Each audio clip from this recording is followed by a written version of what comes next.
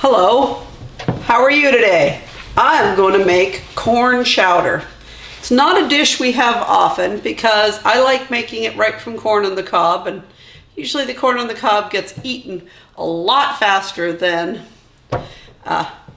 we can keep it around to make corn chowder with. So I'm going to start by cutting up some pancetta for you, showing you how to shuck the corn off the cob. Then we will make a roux with the pancetta and flour. Then we will add some stock, poach the potatoes, and then add the milk for a lovely, lovely chowder. This is a very thick, creamy soup. This is somewhat similar to the minestrone I made. The differences here are the flour and the milk. And so we begin. Here we have some pancetta.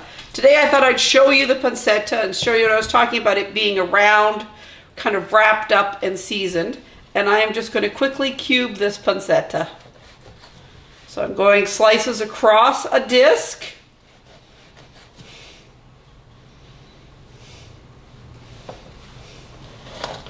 There we go.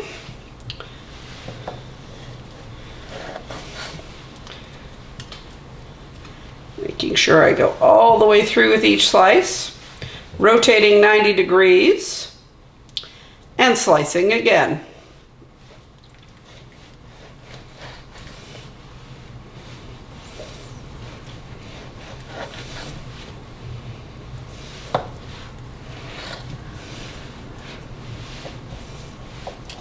Just cut that piece up there. So these are fairly large pieces, but these will reduce quite significantly in the pot. So if I was making a carbonara with this, I would make these pieces much smaller because once they've been crisped in the pan, they are served in the dish, but these are going to sit in our stock for a long time. So I'm keeping them fairly large so the fat can melt off. All right, I'm just going to put these in my pot for now, and I'll show you how to brown those up in a moment. I'm just going to quickly show you how to get the cob of corn off of it. I literally take a paring knife here and cut down the side. And you want to make sure you don't get too far into the cob part of the cob corn. And I'm just sawing down the side. And voila, the kernels come off the cob of corn. And I'm just going to put these in the bowl. I have already taken several cobs. I think I did 3 cobs so far, and this is my 4th. I'm just going to try and do this where you can see it here. Let me try and go like this.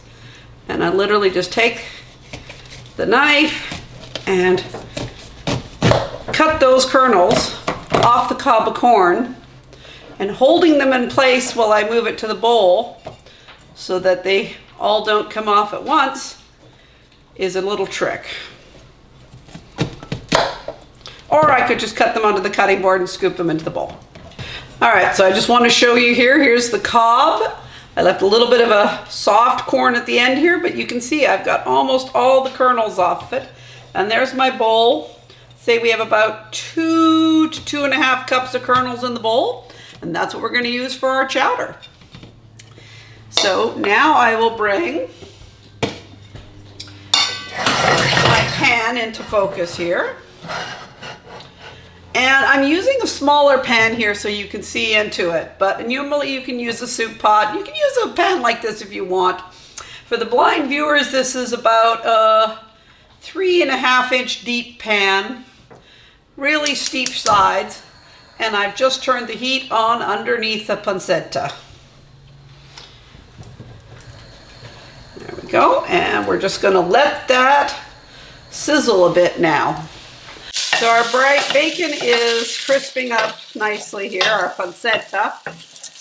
And I'm just going to keep stirring it because we don't want this to burn at all. And what I'm looking for here is it to start crackling instead of sizzling like it is. And you'll notice as I flip the pieces over that they get a new sizzle to them. So these are pretty thick pieces. And I'm going to keep chasing them around the pan because they're tending to stick. All right, our bacon has been cooking away here for quite a bit. And I want you to hear that. You hear more of a pop in there. If I squeeze down on it, it's got a little bit of a sizzle still. But this is starting to crisp up quite nicely.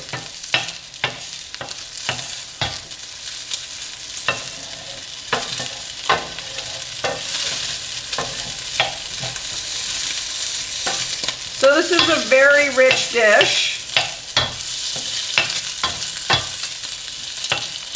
And if you wanted to make it vegetarian, not vegan, you can't make this vegan that I know of, you would not do this step with the bacon, or pancetta. Instead, you would just do twice as much butter.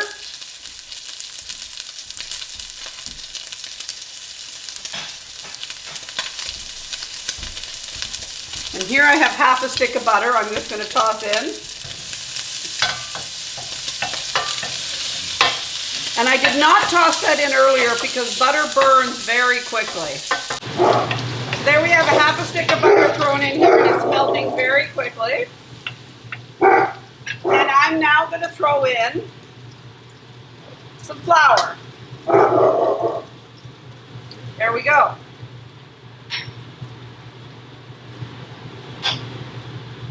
And I'm going to switch from my wooden spoon here to a whisk.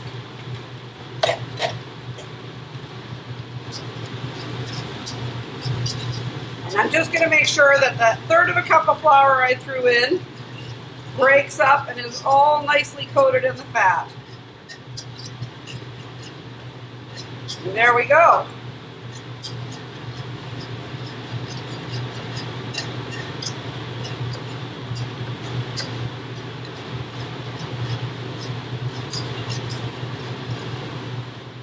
Scraping the corners down here. All right, so everything's nicely coated in our grease and fat. Now I'm going to take some half and half and pour about, I'd say, a cup in.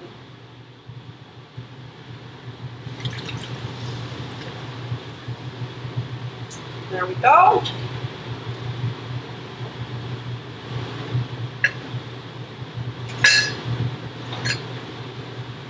Whisk this up, scraping off all that crusty bits on the bottom of the pan.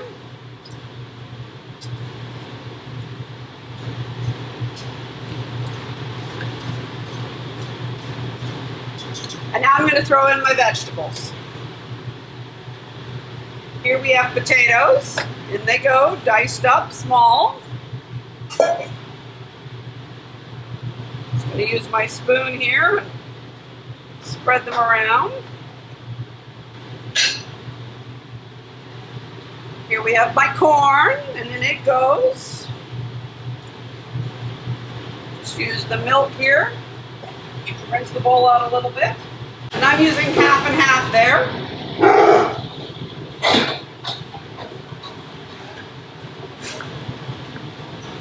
Mix that all up. And here I have some chopped onion, and I should have probably put this in before I put the liquid in, but hey, it doesn't really matter. And now I'm going to add a container of chicken stock. And I added about 2/3 of the container here, and what we're looking for is everything to be floating. Now I'm just going to season this a bit with about a teaspoon of salt. I'm not really measuring it.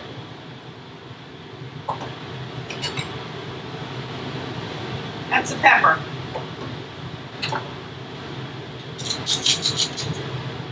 A really simple soup.